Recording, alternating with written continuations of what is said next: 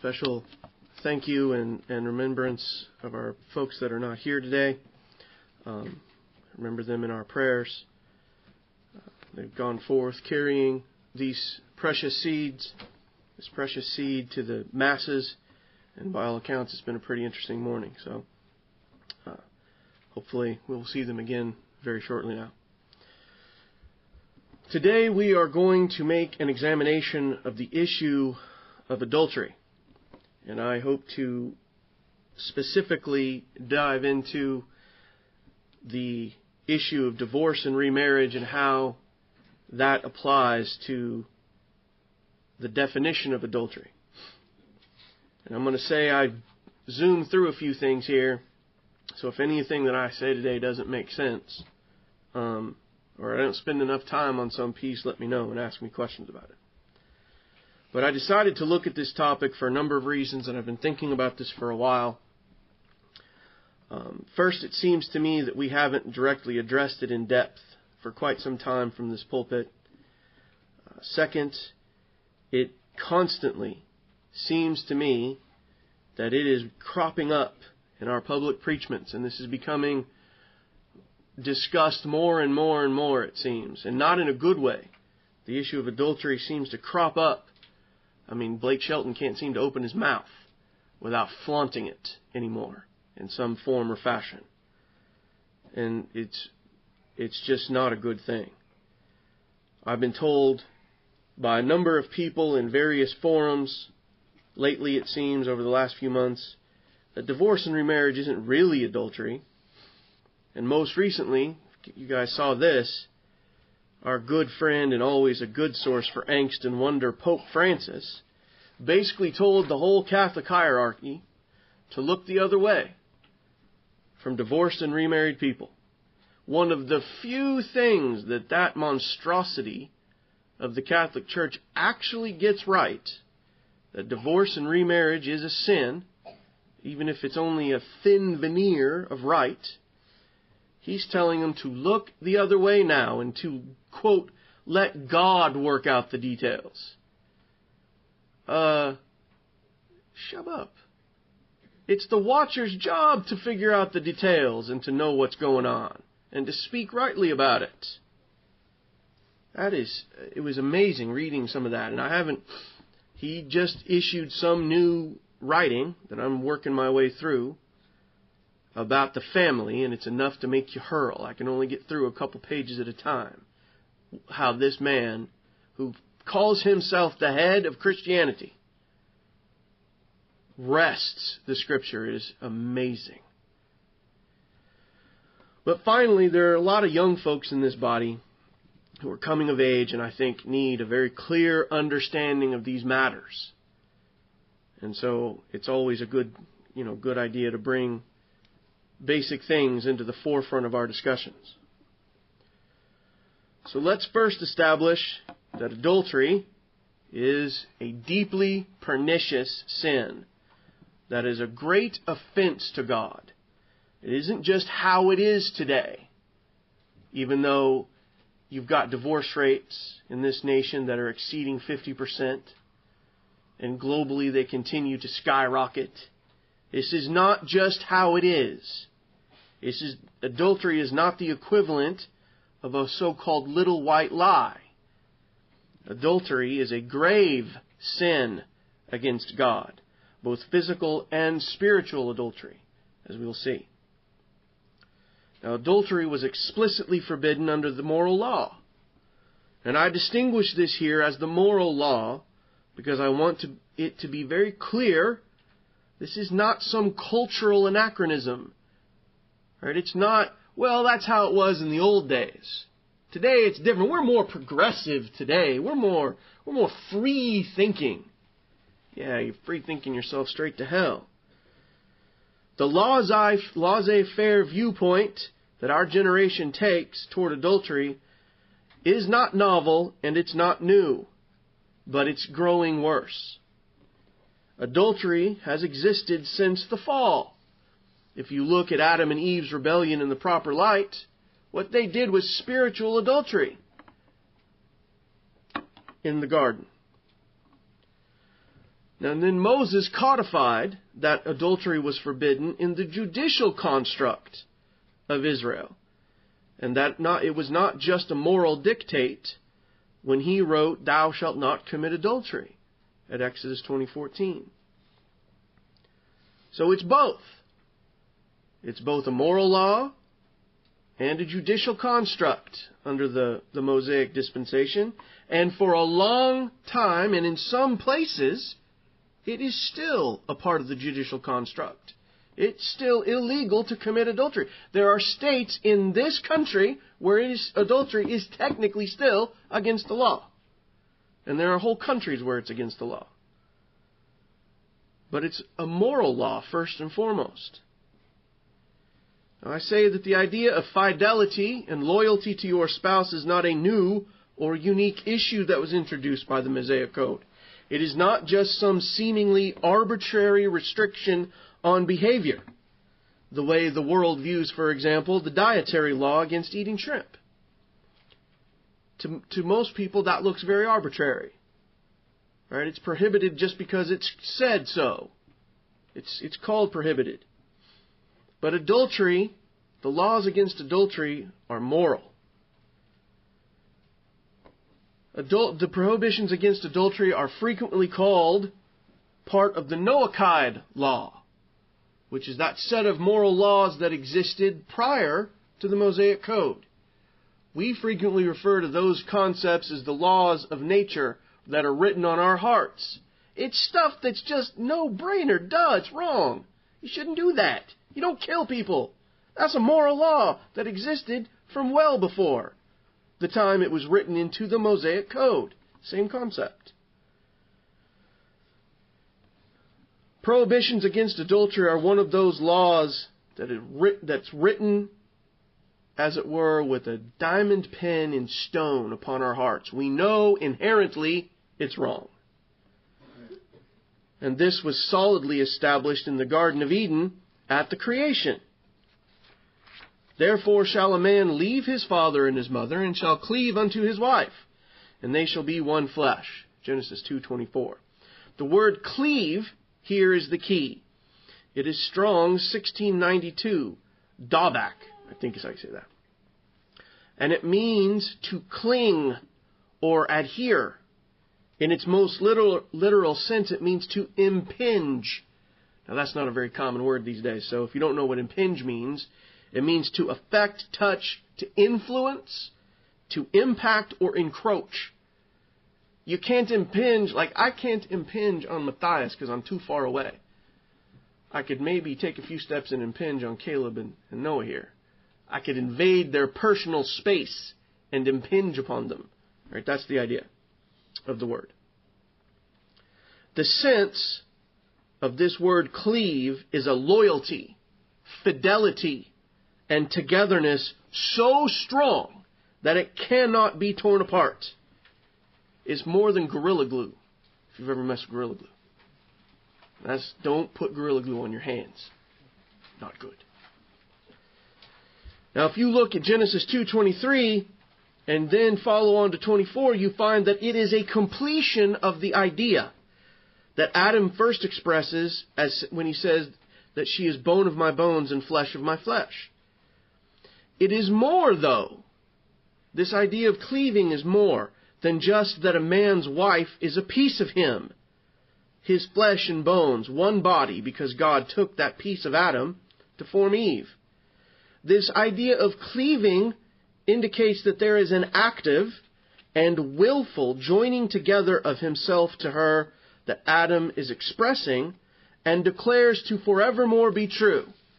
That a man leaves his father and mother to cleave to his wife, and he does so in the eyes of God. He commits himself and makes her a part of him, and he a part of her, inseparable and forever joined. Now, I think you can get more of this sense if you look at where else the word cleave is used. Look at Deuteronomy 10, "Thou shalt fear the Lord thy God. Him shalt thou serve, and to him shalt thou cleave, and swear by his name." This idea goes hand in hand with not serving idols or false gods. We are to adhere ourselves to God so strongly that no other god can enter into our hearts or minds, regardless of what they tempt us with. If you look at 2 Kings 5, the leprosy, therefore, of Naaman shall cleave unto thee, and unto thy seed forever. And he went out from his presence a leper as white as snow. When that leprosy from Naaman jumped on to that servant, he had no hope of ever parting his body from the raging effects of that leprosy or the stigma of it. There was a strong stigma associated with leprosy. You had to walk around everywhere crying, unclean, unclean. Everybody knew when you were a leper. That was stuck to him forever. Nothing could be done to separate that disease from him. The most interesting place that I found this word used is at Job 41. His scales are his pride, shut up together as with a close seal. One is so near to another that no air can come between them. They are joined one to another. They stick together that they cannot be sundered. And this is the Lord describing Leviathan to Job as he answers him out of the whirlwind. And I think does an eloquent job of describing the physical nature of this idea of cleaving. The word is translated here in Job as joined, but it's the same Strong's word, and it means the same thing. One is so near to another that no air can come between them. That's a really eloquent phrase. And it's a powerful image. Two things so close together that no air can get between them. I mean, how often do we find ourselves working on a project where we're tearing something apart to rebuild it? And on the outside, it looks normal. Right? It doesn't look like there's any problem. But when we get the thing torn apart, we find corrosion or rot in the middle of the thing. Two boards, they look like they're really tightly pressed together. But you go and tear it apart and you find out the middle is all corrupted. It's rotten. It's because air got in between there. And if you look at it, you look at those two boards pressed together really tight, you're like, no air getting in there. Yeah, air got in there. Air definitely got in there. But when the Lord describes Leviathan to Job, he talks about his scales being so closely compressed that no air can get between them. There's no molecular or atomic gap, as it were, between the two pieces. Now that is some serious cleaving to one another. And I remind you, this is the same word as in Genesis 2, talking about the relationship between a man and his wife. And so this language should conjure up in your mind the same kind of eloquent imagery about a man and his wife. A man and his wife have from the beginning of the human experiment been inseparable in the eyes of God. They should be so close to one another in how they interact, treat one another, and present to the world that there is as though there is no air between them. They are established by God as one flesh, one unit, one tightly coupled entity that cannot be divided or sundered by any other than God. Adultery, and by extension divorce, works to tear apart one flesh and make it again into two. That is the violence that adultery, including that via divorce and remarriage, creates. Think about what it would take to rip off your own arm. Just think about that physically for a minute, what that would take. The extreme violence that would be required, let's take it down to a smaller level, to just tear off your own pinky finger. It's tremendous. I don't mean, like in some silly movie where dude's hand is half hanging off because of some explosion or something. I'm talking, think about right now.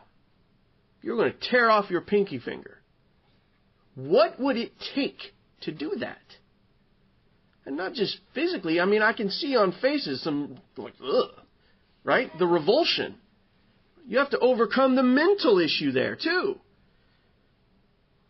The extreme violence is astounding when you think about it. It requires the mental violence of hating your own flesh enough to tear it off. Basically declaring that there is no longer any value in this piece of your body, as well as the physical violence and the strength to accomplish it. If you look to sunder that which God has put together via adultery or divorce, you're doing the same thing. And if you don't look at it that way, you don't have the right view of marriage. You're tearing off a part of your body because you have despised it and been thankless for that which you have been given. It clearly says in Genesis 2, and they shall be one flesh. Husbands, your wives are your flesh. Wives, your husbands are your flesh. Ripping that apart is a grave sin and requires rebellion of an extreme level, even to attempt it. To attempt to undo that which God has done is blasphemous. It is prideful. It is thankless, and generally refuses to acknowledge God's sovereignty. All of those sins and more are wrapped up in the sin of adultery. It's not just one little thing. You're basically violating everything you can think of if you commit adultery. Now, I contend that Scripture teaches that you actually cannot tear asunder that which God has joined, but to even attempt it is a grave sin. While adultery is a dark-hearted violence committed against your own flesh, you actually can't tear it apart. You don't have the power. For my proof text, I turn to Matthew 19:6. Wherefore they are no more twain, but one flesh. What therefore God hath joined together, let not man put asunder. How many false preachers have quoted that second sentence in their marriage ceremonies? Just thinking about it is enough to make me want to vomit. It's shameful, the fast and loose way these supposed defenders of truth have treated this institution of God. They'll marry them and say that phrase on a Saturday and then counsel them on Monday about their irreconcilable differences and walk them down the path of sloughing each other off. It's shameful. At best, it's shameful. So let us focus on the phrase, let not man put asunder, which most people treat as though it's some kind of a moderate suggestion not to divorce your wife or your husband. And they use the context to argue it's only suggesting against divorce. In my study of this, I am firmly convinced that the word let is not there.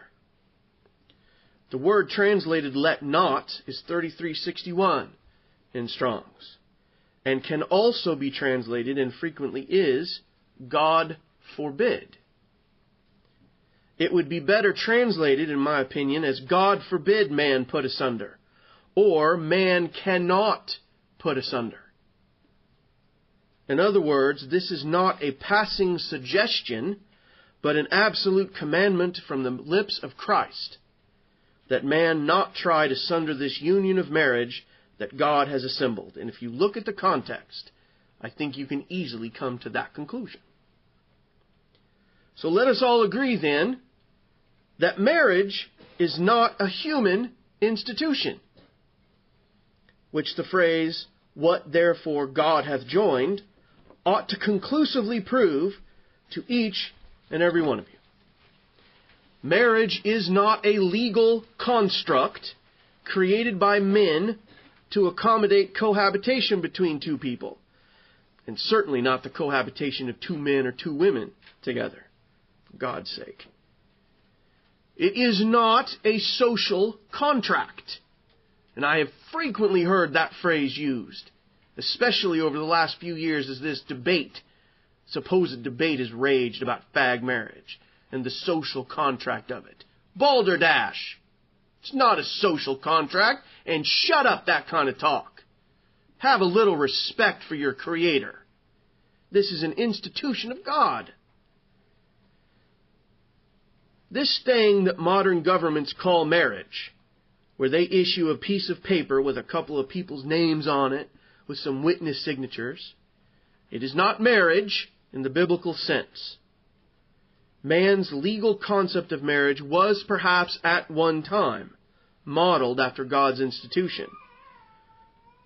But it is not the joining together and cleaving of a man and woman together as one flesh, if, when you think you made a bad choice, you can sunder it by putting the piece of paper the government gave you through a document shredder. That is not cleaving. That means man's marriage is nowhere in the same galaxy as God's marriage.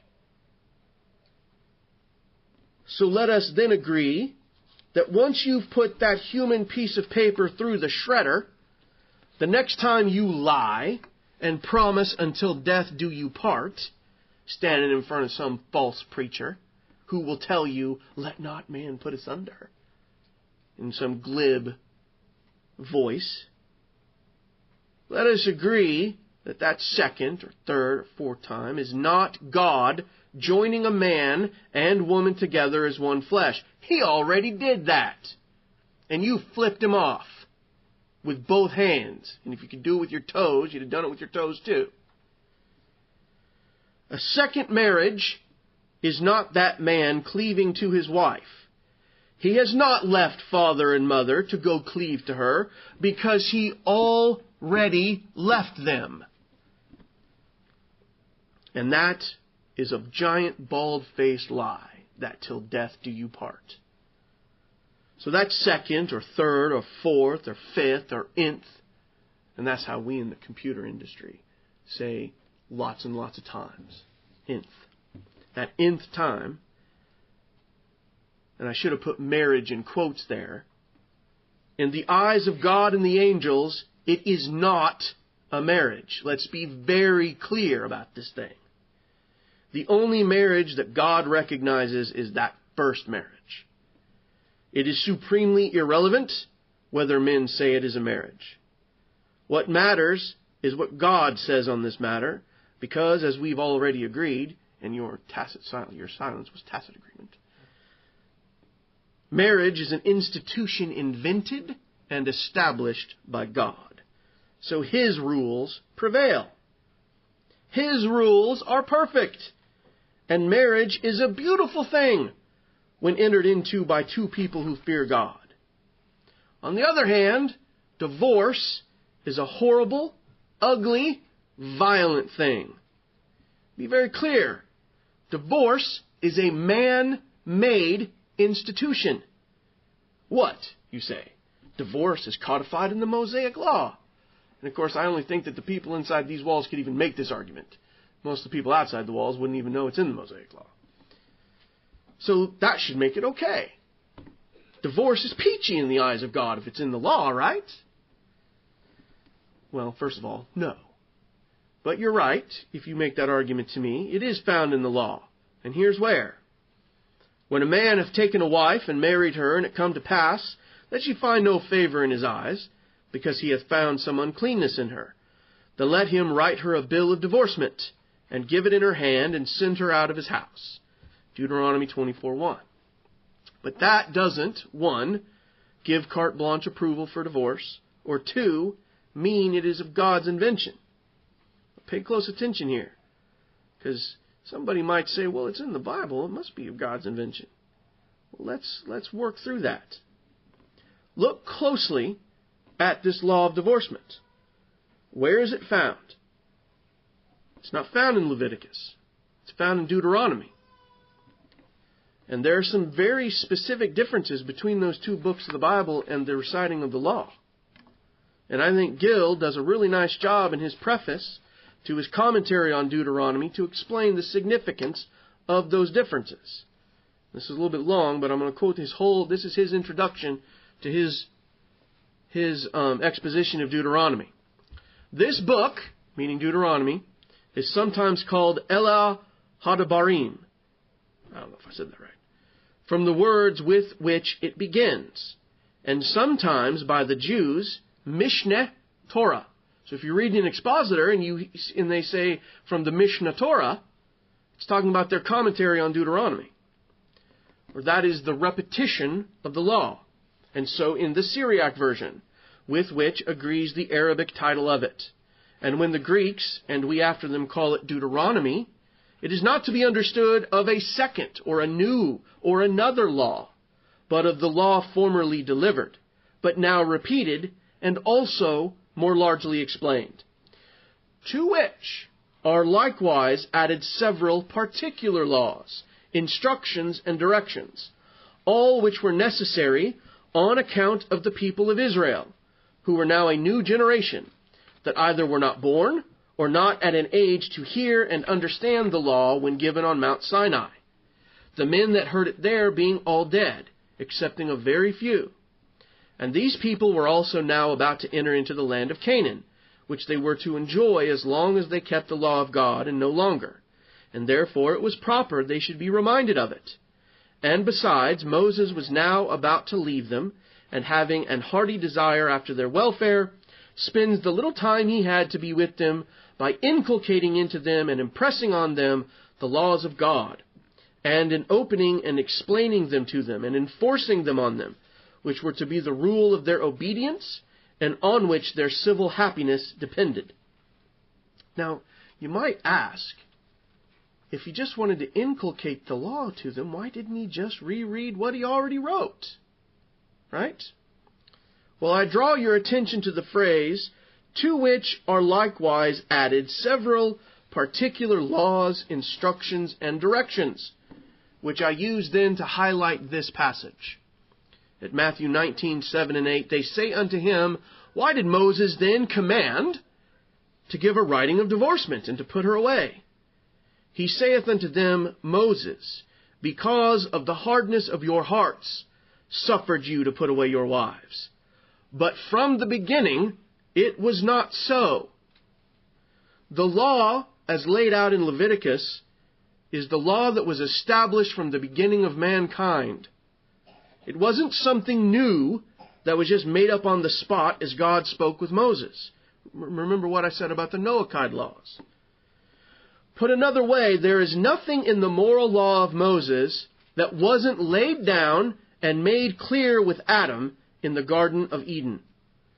From the beginning, there was no such thing as divorce, and certainly no such thing as divorce and remarriage. From the beginning, there was only one man and one woman for life. Moses created the law of divorcement because of the hardness of the hearts of the rebellious Jews toward their wives. Again, from Gill's comments on Matthew 19:8, it, that is the bill of divorcement, was only a sufferance, a permission in some cases, and not in every one. And that because of the hardness of their hearts. They being such a stubborn and inflexible people, that when they were once displeased, there was no reconciling them. And so malicious and revengeful, that if this had not been granted, they would have used their wives that displeased them in a most cruel and barbarous manner, if not have murdered them. So that this grant was made not to indulge their lusts, but to prevent greater evils, and not so much as a privilege and a liberty to the men, as in favor of the women. They browbeat Moses into making this law that allowed them to slough off their wives. And initially, there were lots of apparently restrictions around it that aren't noted in the actual telling of the law. But the way that it was interpreted by Joshua and those elders was strict. But by the time you get to the New Testament, the way that my research shows, they were able to slough off their wives like a pair of dirty socks. Not unlike what we see today. Now, what Gill misses here, in my mind, could have expounded on a little bit, is the connection to Malachi 2, which serves to put a finer point on the idea that divorce is a declaration and creation of men, not of God, as a positive and allowable action. Malachi 2:16, For the Lord, the God of Israel, saith that he hateth putting away. For one covereth violence with his garment, saith the Lord of hosts. Therefore take heed to your spirit, that ye deal not treacherously. Adultery and divorce is treacherous dealing. And here we see clearly that the putting away or divorcing of your wife or husband is an attempt to cover the bloody and violent action committed when you try to sunder that which God has put together and expressly declared not to take apart. Now, in case you're not following the dots with me, let me pause to connect them directly. If you are married and you engage in sexual concourse with another person, or you engage in said concourse with the married person when you're single, that's adultery. Being divorced under the law of man does not change that fact. If you divorce your wife or your husband and you go sleep with someone else, even though you've got a freshly signed divorce decree and or marriage certificate, you're committing adultery. You cannot insert air between those two who are one flesh, and some tacky piece of paper doesn't change the laws of God on the matter. Once married, married until death. How simple is that? It doesn't have to be complicated. It's really super easy. Don't think I have this right? I suggest you more closely consider this scripture again from Matthew 5. It hath been said, whosoever shall put away his wife, let him give her a writing of divorcement. But I say unto you, that whosoever shall put away his wife, saving for the cause of fornication, causeth her to commit adultery. And whosoever shall marry her that is divorced, committeth adultery. And this one, where Jesus says essentially the same thing. But instead of it being a part of his general sermon, it's in direct response to an argument the Pharisees set before him. And he saith unto them, whosoever shall put away his wife and marry another committeth adultery against her. And if a woman shall put away her husband and be married to another, she committeth adultery. From Mark 10. This was clearly an important matter in the preaching of Christ, and men would do well not to be so cavalier in their treatment of it. He directly lays it out that divorce and remarriage is adultery, and you can't get any plainer than that. That language is super plain.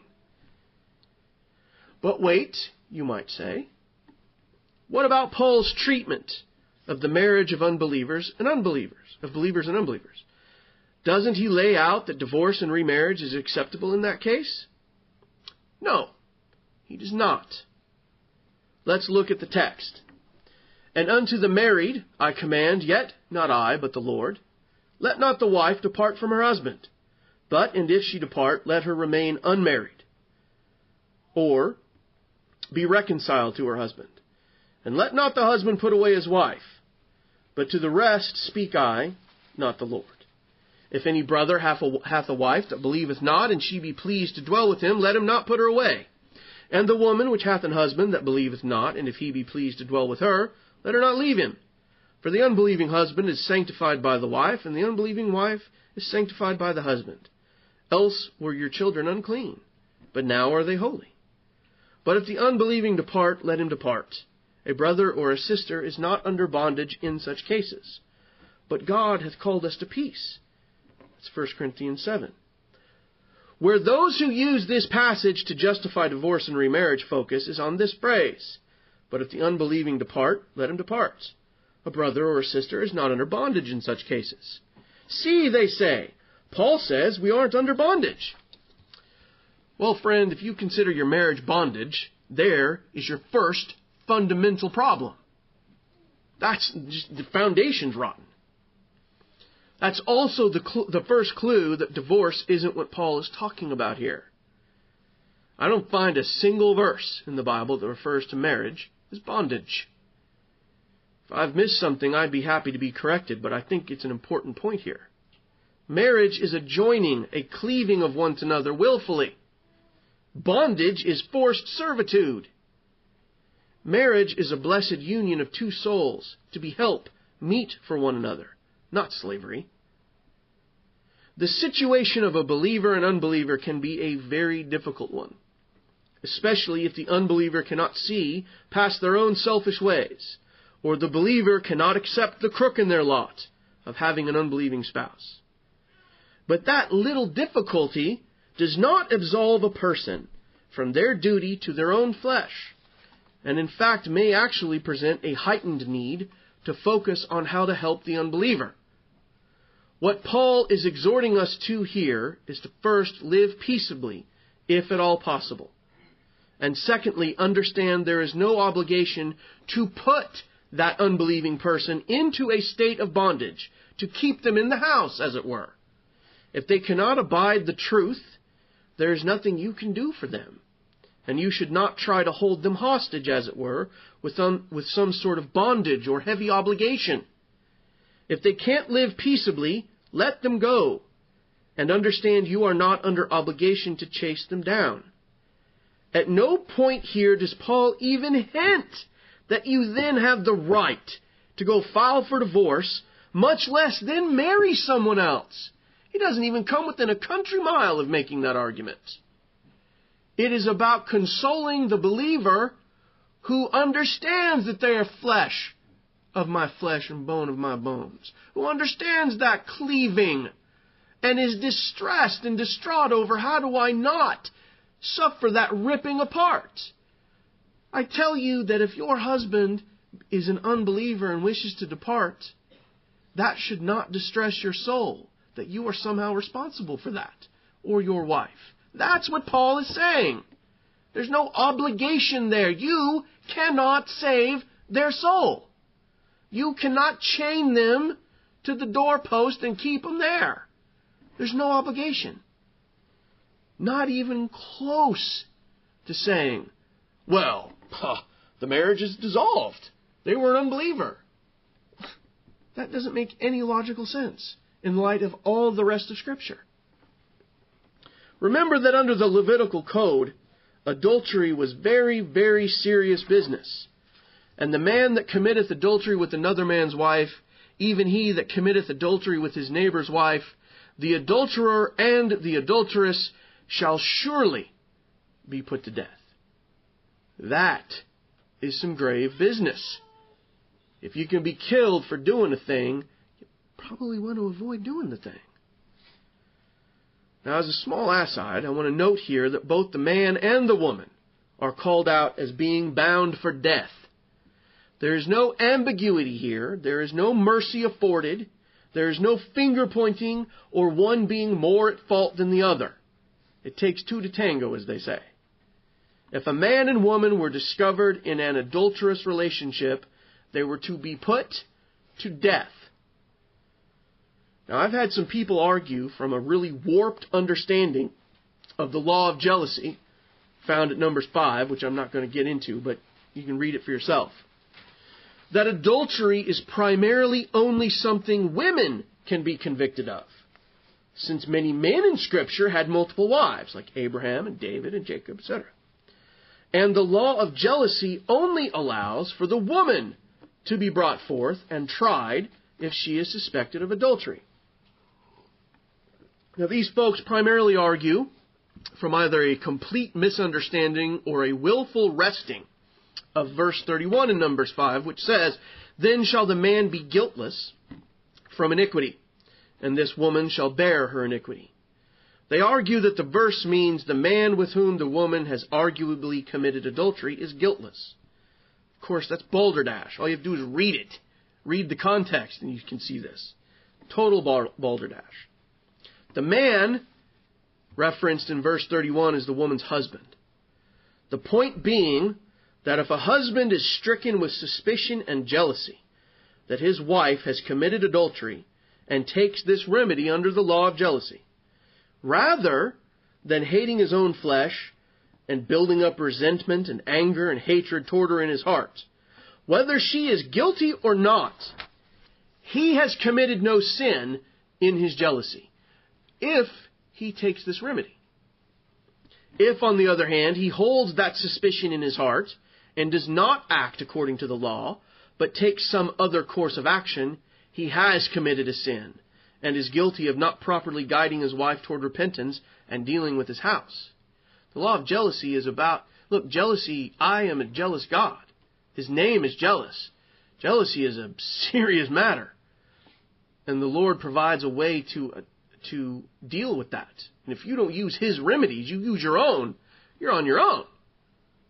That's sinful to use remedies that are not provided by God. And that's the whole point of that law of jealousy.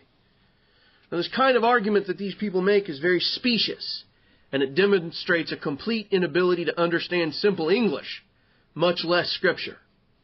By their logic, men can basically do whatever they want in regard to their wives, and it's perfectly okay because the patriarchs did it, and this passage condones it.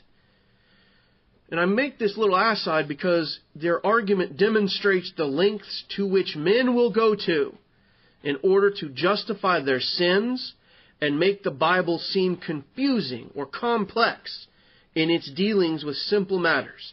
You have all heard me say this many, many times. It's not that hard.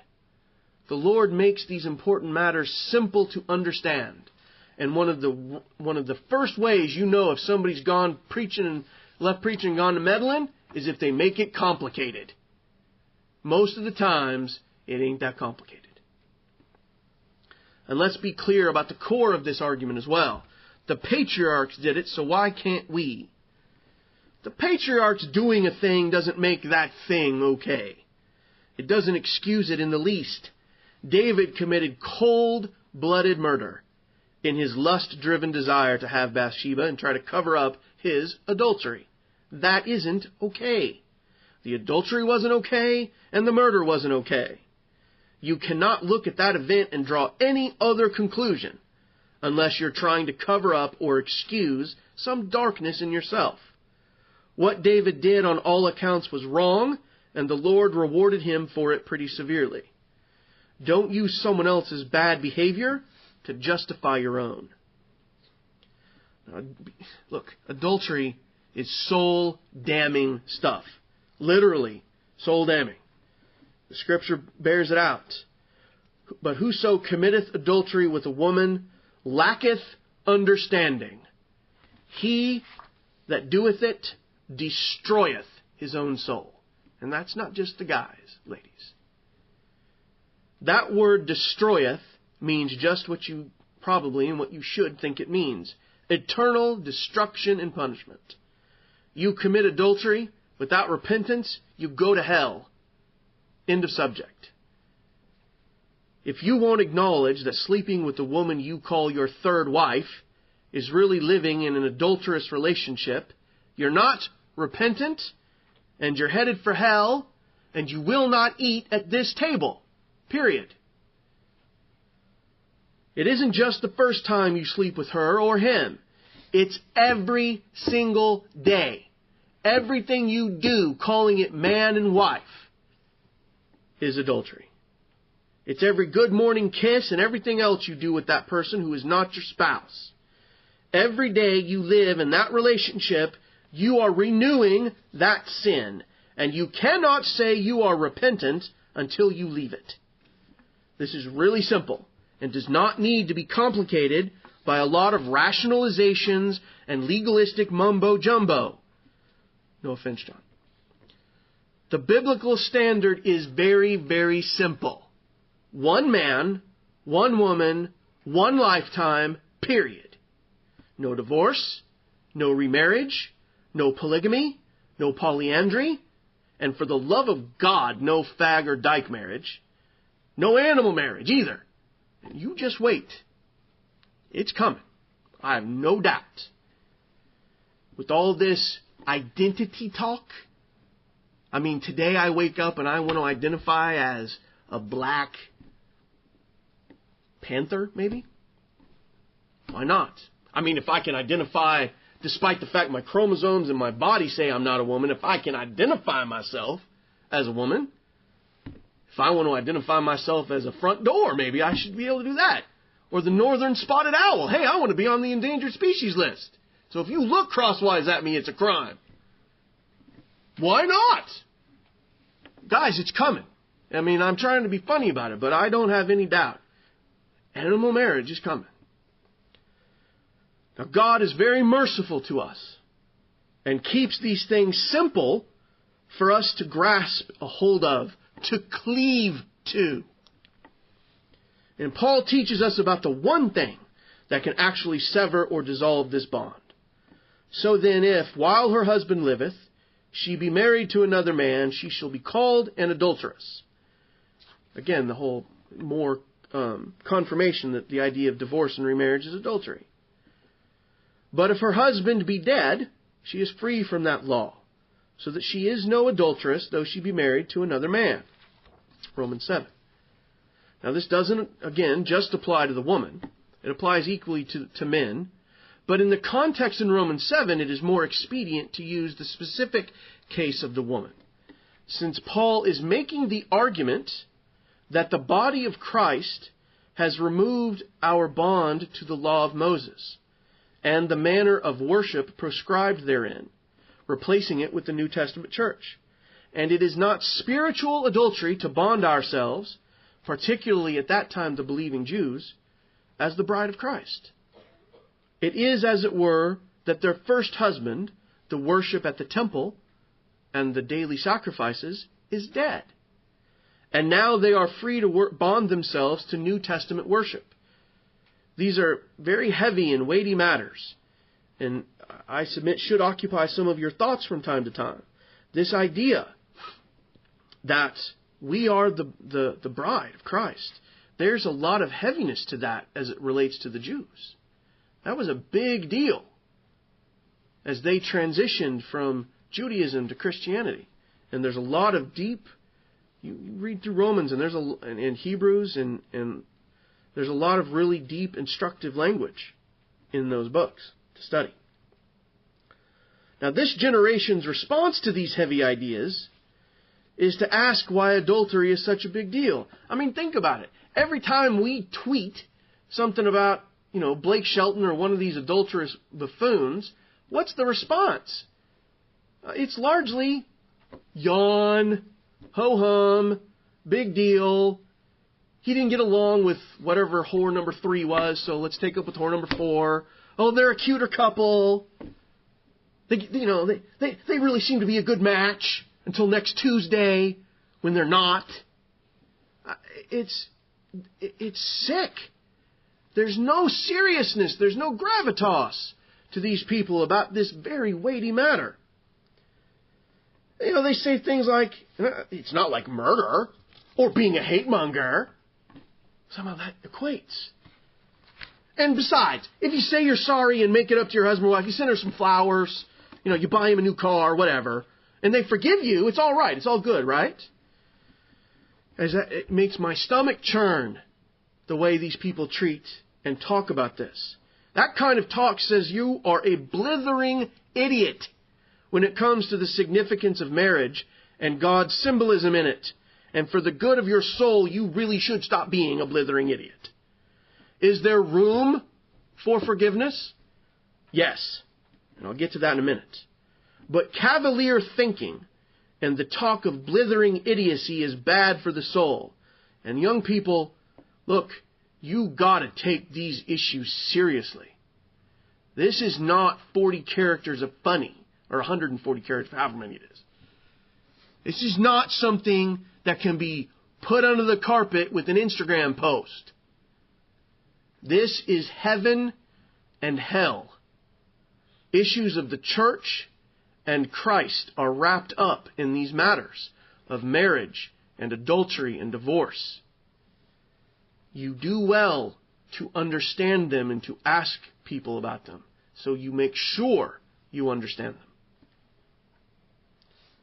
And I hope you understand that. I hope I'm making the point.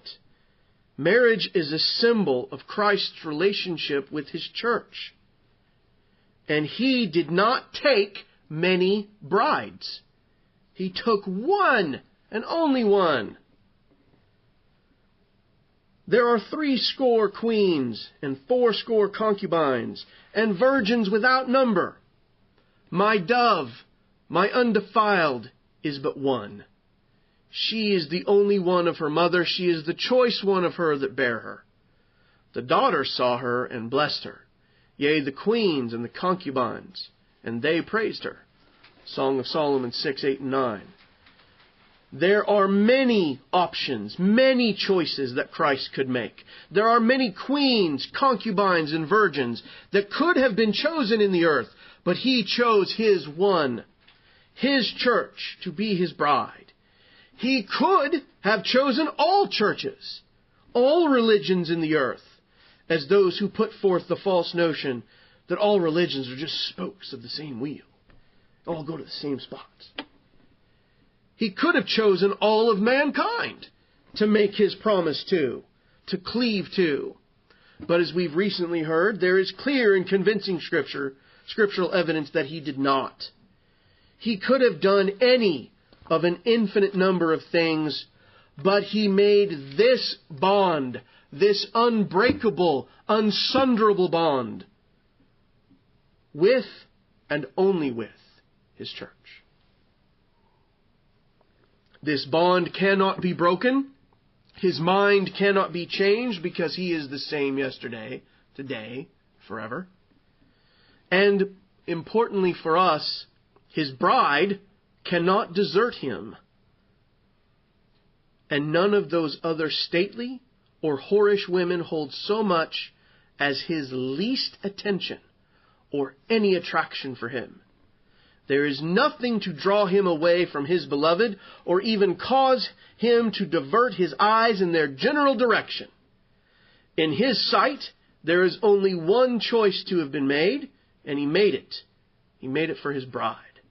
He is the ever faithful, loving, kind, compassionate, caring husband. Just as the bond between man and wife cannot be severed, least of all by a divorce decree in some wicked, corrupt, crooked court, the bond between Christ and His church cannot be severed. Herein is great hope for all His people, both Jew and Gentile. No matter how we may play the harlot spiritually, we cannot sever this bond, this oneness.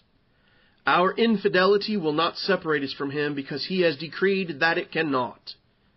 If we will return from our adultery, our chasing of other gods, our chasing of earthliness, when we go and chase them, He will take us back. He will take us back when we falter. Jeremiah 3 tells us many things about this issue of adultery and returning from it, and I implore you to read it, learn it, and love it. This is some good stuff right here, and I ask you to pay close attention. They say, if a man put away his wife, and she go from him and become another man's, shall he return unto her again? Shall not that land be greatly polluted? But thou hast played the harlot with many lovers. Yet return again unto me, saith the Lord. Lift up thine eyes unto the high places, and see where thou hast not been lying with. In the ways hast thou sat for them, as the Arabian in the wilderness. And thou hast polluted the land with thy whoredoms and with thy wickedness. Therefore the showers have been withholden, and there hath been no latter rain. And thou hadst a whore's forehead, that refusest to be ashamed. Wilt thou not from this time cry unto me, my Father? Thou art the guide of my youth. Will He reserve His anger forever? Will He keep it to the end? Behold, thou hast spoken and done evil things as thou couldest. The Lord said also unto me in the days of Josiah the king, Hast thou seen that which backsliding Israel hath done? She is gone up upon every high mountain and under every green tree, and there hath played the harlot. And I said after she had done all these things, Turn thou unto me. But she returned not. And her treacherous sister Judah saw it. And I saw when for all the causes whereby backsliding Israel committed adultery, I had put her away and given her a bill of divorce. Yet her treacherous sister Judah feared not, but went and played the harlot also. And it came to pass through the lightness of her whoredom, that she defiled the land and committed adultery with stones and with stocks. And yet for all this her treacherous sister Judah hath not turned unto me with her whole heart, but feignedly, saith the Lord. And the Lord said unto me, The backsliding Israel hath justified herself more than treacherous Judah. Go and proclaim these words toward the north, and say, Return, thou backsliding Israel, saith the Lord, and I will not cause mine anger to fall upon you. For I am merciful, saith the Lord, and I will not keep anger forever. Only acknowledge thine iniquity, that thou hast transgressed against the Lord thy God, and hast scattered thy ways to the strangers under every green tree, and ye have not obeyed my voice, saith the Lord. Turn, O backsliding children, saith the Lord, for I am married unto you. Now let's start dissecting this with they say. The proverbial they. This is significant and goes to my point earlier about Leviticus versus Deuteronomy.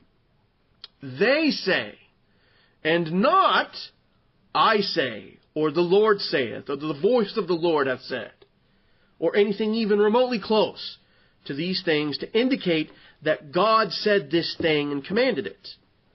The good old collective group of troublemakers, they say that if a man puts away his wife and she becomes another man's wife, she cannot return to her husband. Now, who is the they here? The they is the same hard-hearted Jews who browbeat Moses into creating the law of divorcement in the first place. At Deuteronomy 24, and if the latter husband hate her, and write her a bill of divorcement, and giveth it in her hand, and sendeth her out of his house, or if the latter husband die, which took her to be his wife, her former husband, which sent her away, may not take her again to be his wife. After that she is defiled.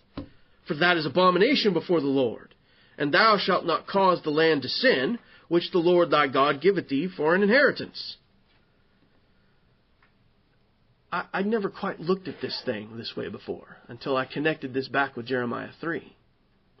This is another one of those man-made laws. This is another one of those things where the Jews browbeat Moses into doing a thing. How unmerciful, think about this, would a man or a woman be to not forgive their flesh and bones if they came seeking forgiveness? A man or woman goes off and commits adultery against their spouse and repents of it, genuinely repents of it, and is sorrowful for it. And I'm supposed to tell them that they can't return?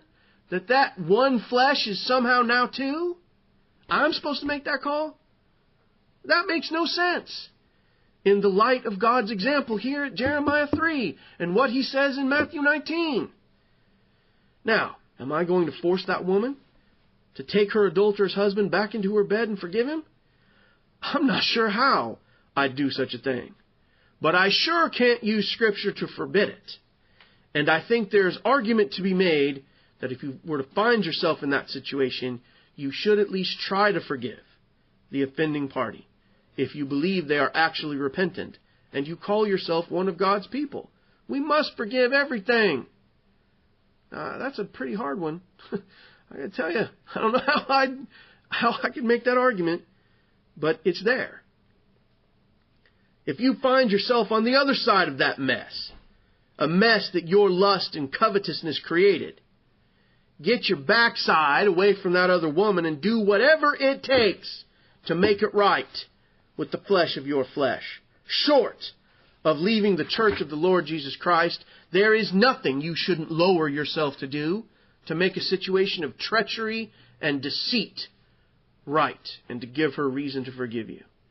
It doesn't matter if you're on wife 10. If you want to get right with God, you're going to at least try to make it right with your actual wife. And if she won't have you, then live alone. Stop messing around with those dangerous things. This passage in Deuteronomy 24 is not a commandment of God not to take back your wayward wife or husband, plain and simple. It is a concession to the hardness of the Jews' hearts. God has told us to return to Him, and He will take us back from our adultery. And don't think that Jeremiah 3, since it's talking about Israel and Judah departing from their God to lust after other gods on every high hill and under every green tree, to chase after the lust of the eyes, the lust of the flesh, and the pride of life, to worship every other god. That's what that stones means. They're worshiping everything else but God. To worship every other god they can find before they worship the great I Am. I say, don't think that just because it speaks directly to the Jews there, that it doesn't apply to Christ's church in this age as well. I submit to you that it does. Now, you think, don't be getting all puffed up in the pews now. You think we don't fall off from the path from time to time? Do you sit in your seat here today and think this body's perfect. We are the light on the top of the hill in a world of miasmic darkness. You think we're perfect? You yourself have never committed adultery against your God? I say get over yourself. Of course we have. And we all from time to time do. You want to hold yourself up as somehow different because we haven't put some giant idol of a cross in the front of our building? We don't have a mural of Jesus across that big wall right there? We're not drinking little cups of grape juice and some stale, crispy saltines for our Lord's Supper? We haven't slidden off into infant baptism or built ourselves a Sunday school ministry or gone the way of prosperity religion. You look at those things and think, well, 2 thumbs up for us. We're great. We're good. You better check that thinking.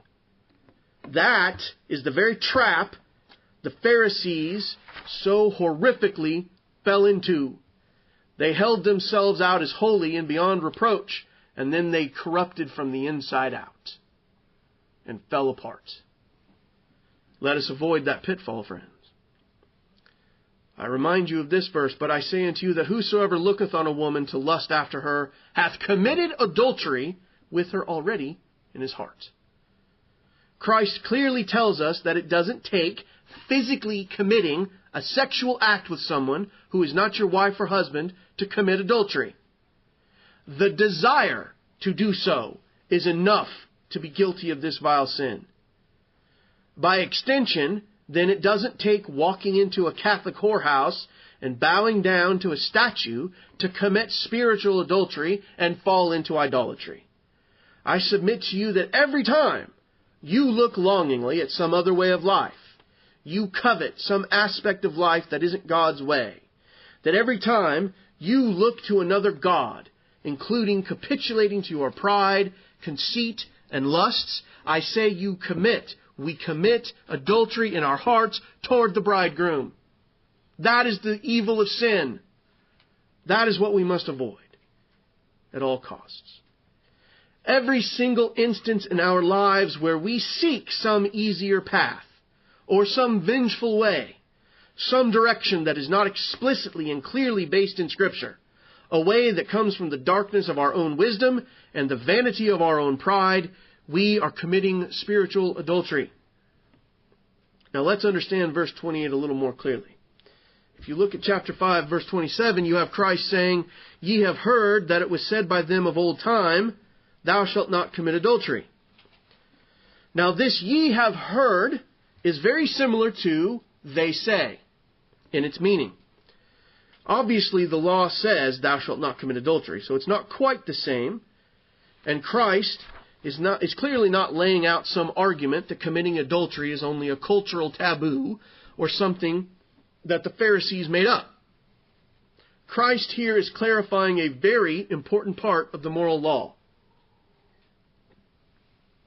And you'll note that in Matthew 5, this is a sermon to a multitude of people. This passage of Scripture commonly being called the Sermon on the Mount. Christ is not here arguing some finer point. He's not in the midst of a theological debate or correcting some minute error the Pharisees are making.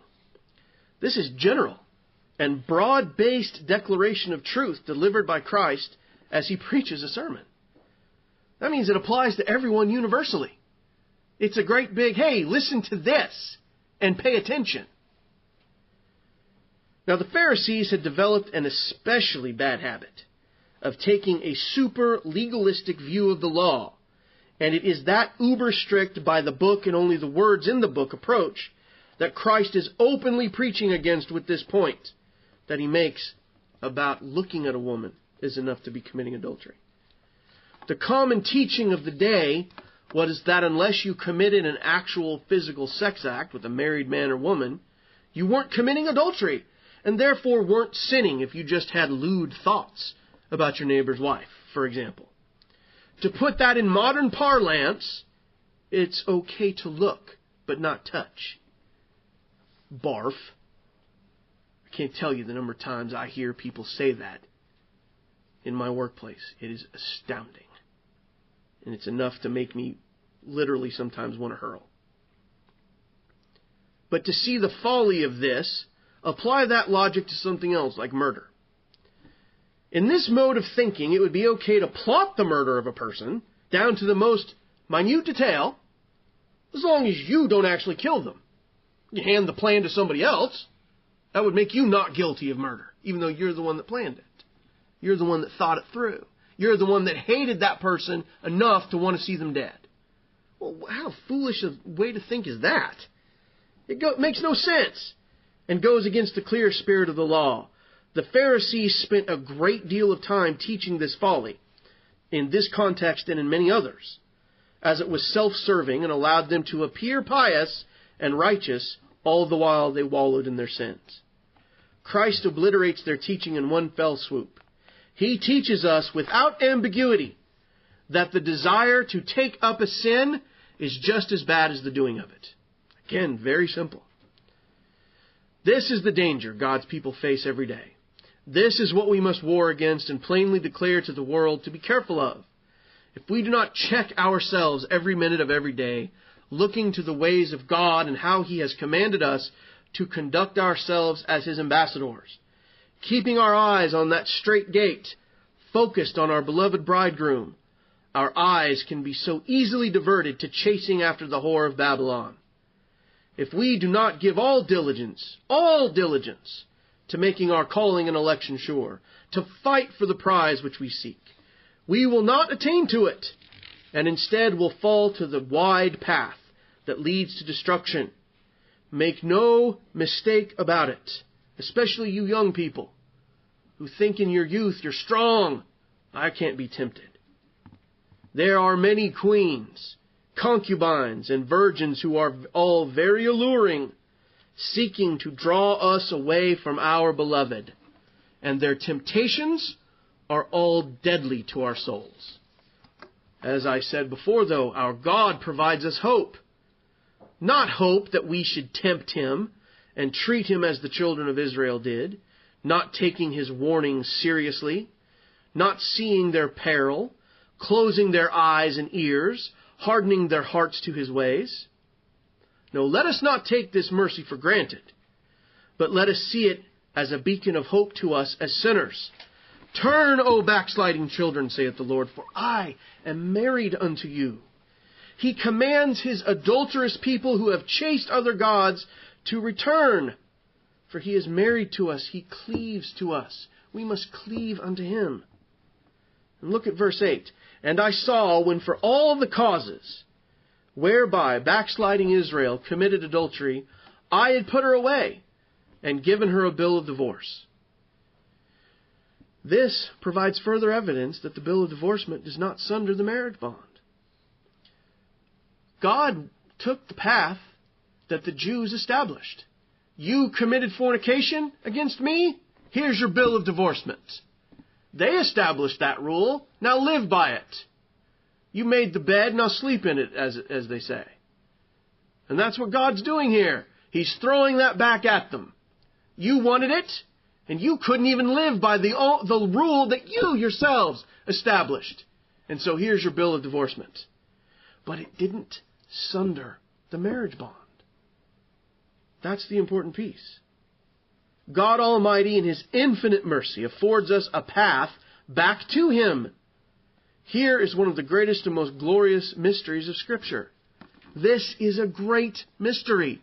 This bond, this cleaving, this ability to return. But I speak concerning Christ and the church. This is why divorce, marriage, adultery, why they matter so much. If you cannot grasp the symbolism in it, the living, breathing example that God has provided to us to show in a real-time, living way His relationship with His church, what hope could you possibly have?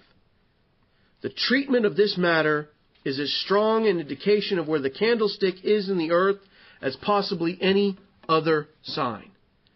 Keeping this issue in front of the world's eyes and making spiritual fidelity our constant driving force is one of our most important tasks. Remember, John Baptist died preaching this exact thing. For Herod himself had sent forth and laid hold upon John, and bound him in prison for Herodias' sake, his brother Philip's wife, for he had married her. For John had said unto Herod, It is not lawful for thee to have thy brother's wife. Adultery, divorce, and remarriage as adultery, and spiritual adultery are not small matters. We must be diligent in our pursuit of fidelity to our bridegroom, and stress to this generation the importance of avoiding it. In the discourse to the church at Thyatira, recall, it is adultery that draws men to their destruction. Behold, I will cast her into a bed, and them that commit adultery with her into great tribulation, except they repent of their deeds. His faithful bride will not be drawn into that bed of adultery, for His church cannot be separated from Him. Who shall separate us from the love of Christ? Shall tribulation or distress or persecution or famine or nakedness or peril or sword? None of those things on earth can separate us. And in that, let us be humble, meek, and faithful. Let us be obedient, and when we go astray, let us return in repentance to our bridegroom, that He might forgive and restore our bond to Him. Let us never forget our depravity and tendency to stray, and strive to enter in at the strait gate by walking in fidelity all of our days. I hope this has been helpful.